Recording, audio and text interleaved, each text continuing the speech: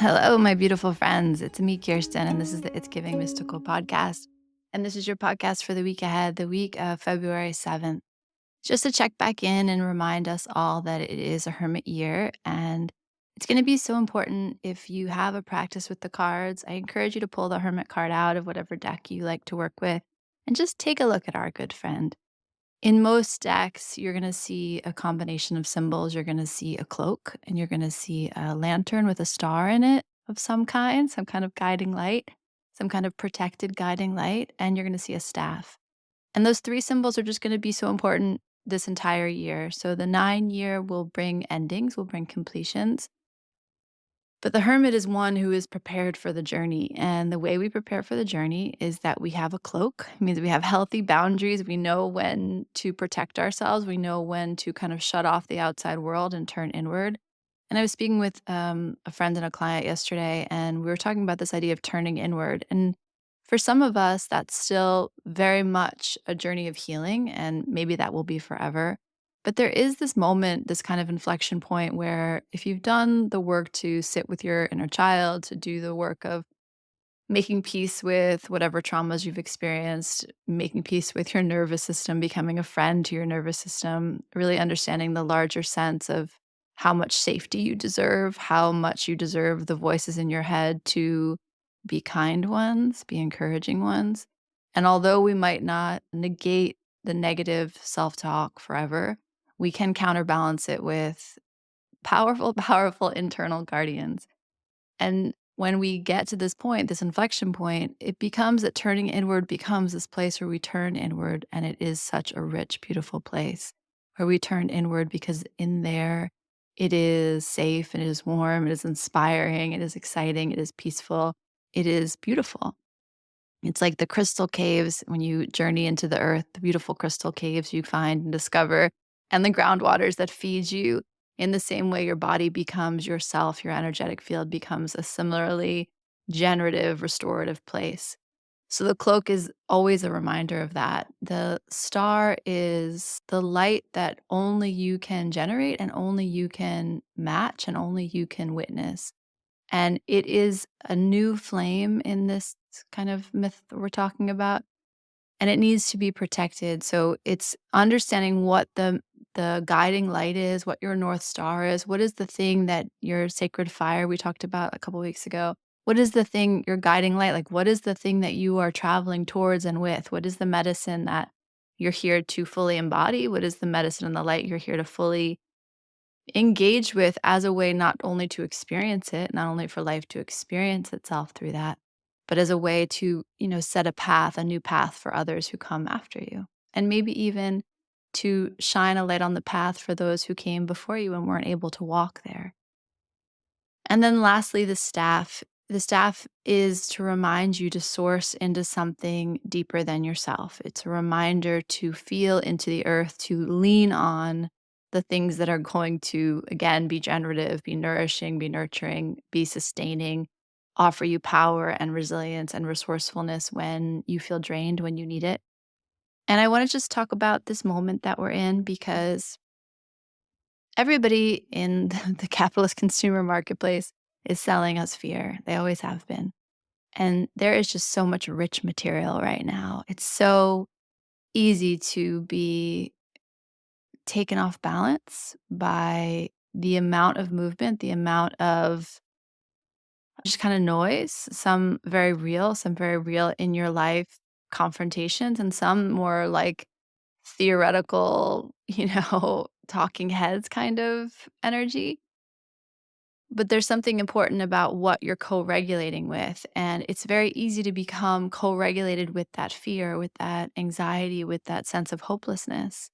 And I wanna remind you of the only energy bigger than that, and that's not just your little being, right? You are embedded in a grid, in a network of life, of this earth, of an ecology of humans and other beings and energies that exist on this earth and beyond this earth.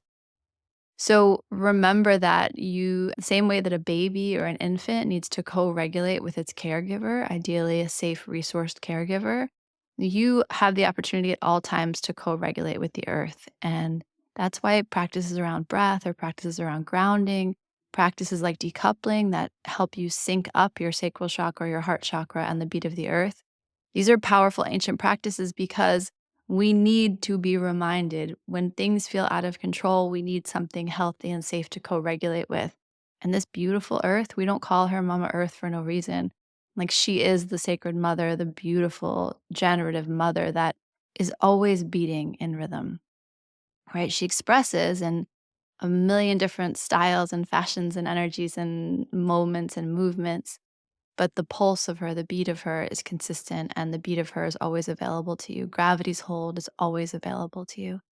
So the staff is the reminder of that. So may you have that with you. May you realize that's something you can lean on and be with at any moment, any time, whenever you need it. And then just to remind us that the February energy is always High Priestess energy. So it's always an invitation to turn back into our intuition, to connect with the void in the best way. The void, and we want to again think of that as a rich place. We think of silence and nothingness and how that can feel lonely, but we're really on this journey to discover that that's actually a very rich place, and that silence is a gifting place, and the void is a place that's meant to hold you and kind of refill you with its like pregnant emptiness, the rich soil of the earth, its rich emptiness, its rich potential. The high priestess is the part of you that is always connected to that. We in the Tarot Mystery School, we do a meditation around the high priestess. When I tell you that the world, it's like the world falls away and opens up when I guide women through that meditation because the void is such a huge place and our capacity to be connected to it is just so present. And so when we open up our awareness and our intention to that, it's kind of a back of the body experience. When we open our awareness and attention to that, it's such a vast place and it's almost you could get vertigo because it's endless. Like really the sense of infiniteness, the sense of, yeah, infinite, unlimited possibility and potential and these like threads that you pull out of it, but that you really could never imagine. That's kind of a weird thing to say, but I just pictured it in my head and tried to say it out loud. It's one of those moments where I'm judging what I'm saying, but I don't know how else to explain it other than that you open your back body to this limitless potential that exists in the field that you are synced into from behind. And then all of the thin whispers and slivers and threads that want to be whispered to you to be channeled out into the world as your art, as language, as a story, as, your work, as love. And so that's here with us this whole month. Don't mind me and my brain. I wish I could sometimes show you the things that I see, the things that I feel when I am trying to like offer images. I wish that my words could do justice to the things that I see and feel. And then because we're in this hermit year, we also have the energy of justice with us. And this is a moment where I think the question around is it possible for us to have a just world? What does justice look like? What does justice look like in my own heart and being? And what does justice look like out in the world? And I just want to remind you that justice is an energetic and it's a balancing energetic, it's a harmonizing energetic. So we'll see what that means for us this month ahead. But where do you find connection between those threads, those slivers that exist out in the void that are calling to you? Like, express this, say this, share this, go here, be this. Like, those threads that are lighting up in your heart and your mind and your field. And when you are brave enough, courageous enough, present enough to bring them into the world, how does that play? How does that rebalance? How does that add to the harmonizing of the world? Maybe you shouldn't underestimate your power. Maybe you shouldn't underestimate the instincts you have to move in certain places and do certain work. Maybe there's something about that the world desperately needs, like in a fairy tale, how it's always the one little thing, right? It's I don't know, the shell that the maiden carries in their pocket that at the last minute, that shell is the thing that saves the world, right? Don't underestimate what your instincts say about where you should be and what you should be doing.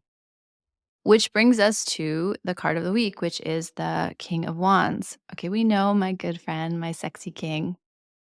When he comes up, It's always a conversation of balancing, interesting, your responsibilities, your what you're in charge of, your domain, and your passion, your desires, your yearning for freedom, your longing for adventure, your desire to feel alive. And that's a constant negotiation for all people, right? But particularly when the King of Wands, like this is a tension for him. It's a tension for him of, I know I'm the king. I know I've worked hard to get here. I know this is so wonderful. I have all these responsibilities. I know all these people are counting on me.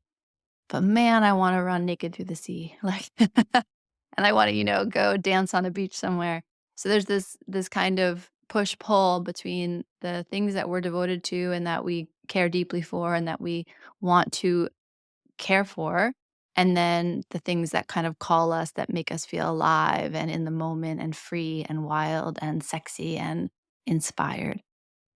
So that's always the tension with the King of Wands. It's always the thing to kind of notice when he's with us. And it's like a fair thing to look at and say, okay, where is my fire leading the way? And so I'm not like owning my responsibilities and my commitments. And where have I gotten my commitments and responsibilities gotten so heavy that it snuffed out my flame?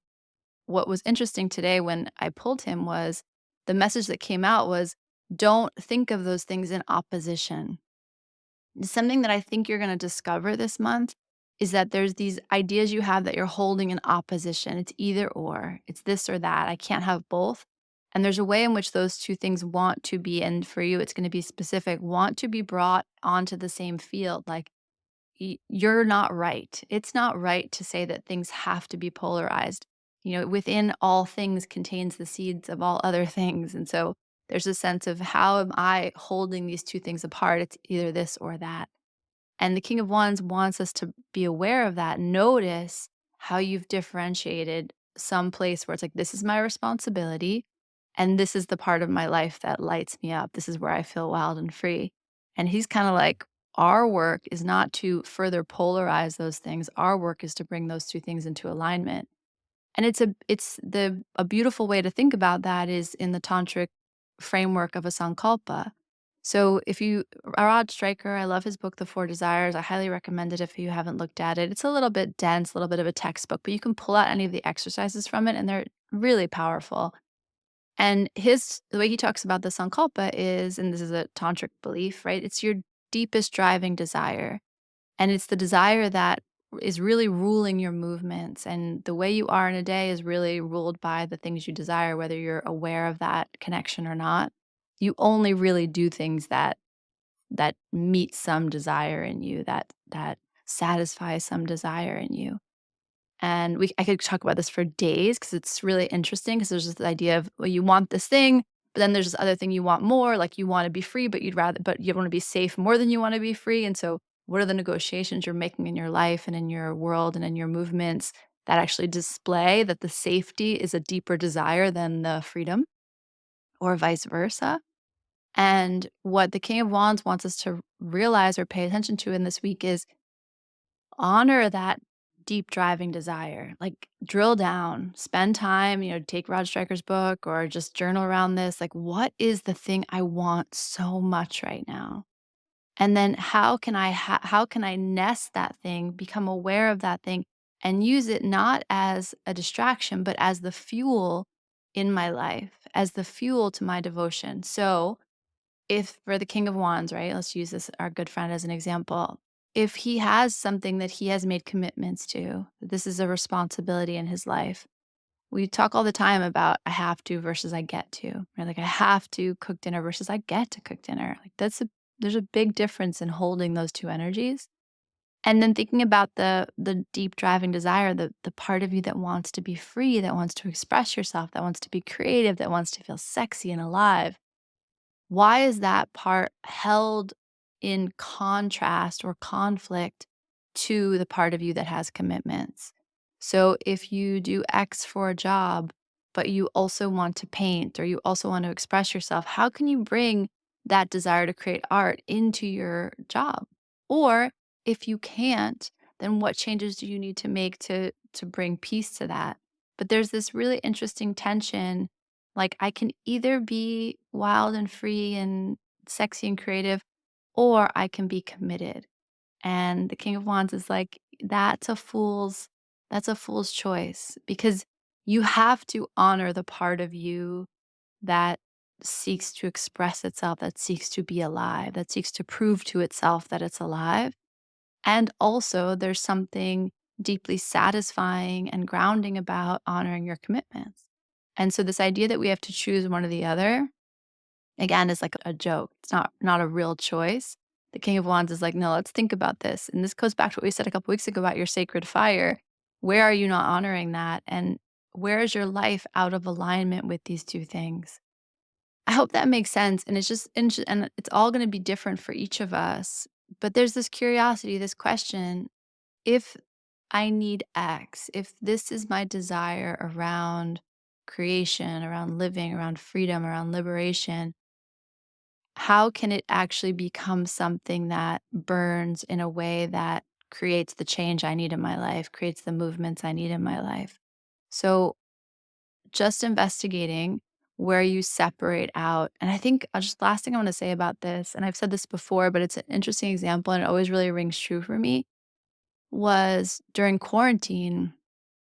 I was home alone with my children, three of them, the four of us, and they had never really seen me work, right? So I would go to Salt House, I would do work with people. Did I even do work with people online before that? I don't remember.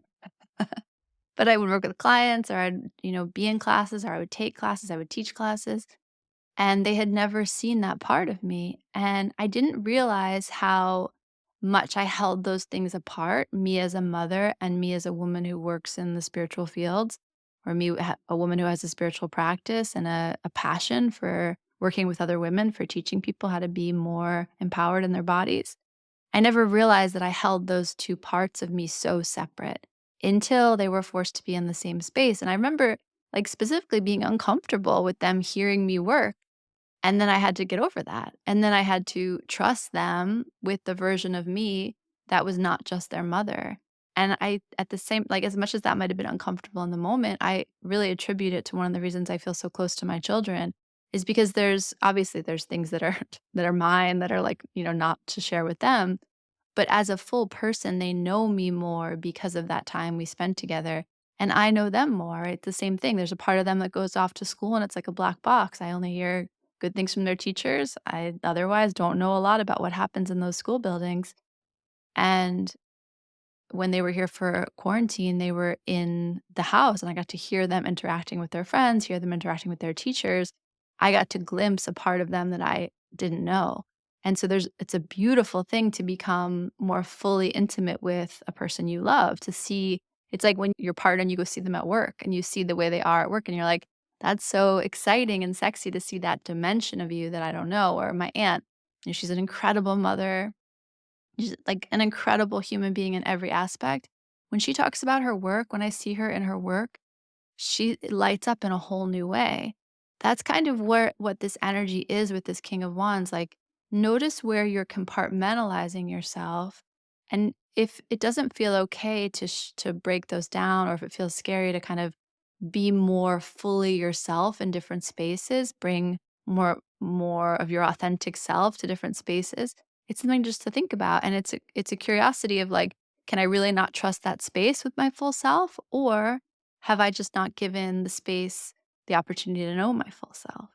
And so that all comes into play. Like, you cannot ignore your desires forever. That is really a type of self harm. It is a deadening of your precious time here. And so, and remember again, what you desire is not just like what you want. What you desire is life's burning through you. It's life trying to experience and express itself, God, source, love, trying to experience and express itself through your movements. So it's such a sacred thing. And the King of Wands really just kind of wants to bring our attention to that this week. Okay, I hope that's helpful. Couple things to tell you. Well, I'm going to start a membership community after we finish the Tarot Mystery School live. Really, that was such an incredible group of women, and I know I'd like to continue to work with them. A lot of women locally that I work with, and clients that I work with kind of far and wide. And I don't know about you, but I'm just craving more community. And I want us to realize that we're not alone. And I want us to realize that there's work to do in the best way and like the most inspired, joyful way to become more fully ourselves. And my opinion, my experience is the best way to do that is to be in community together. So I'm aiming for March 1st, but it might be maybe as late as, later in March or April 1st. But like look for more on that. That's going to be really fun and exciting. Shaman school, we are starting in August. The first weekend will be in August, so we'll probably start having those communications in July. So if shaman school, if you didn't get to sign up already and that's still something you'd like to do, please reach out to me. I'm trying to build a web page on that too, so that information is online.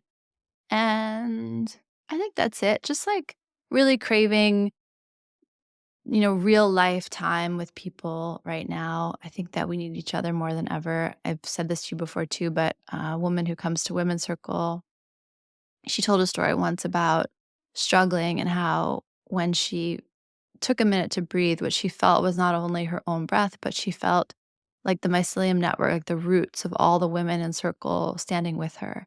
And so, in a moment where she felt alone and sad and stressed and confused, she was able to close her eyes and feel all the women in circle with her, like through the root system, through the very, very live and fertile root system that we all share together.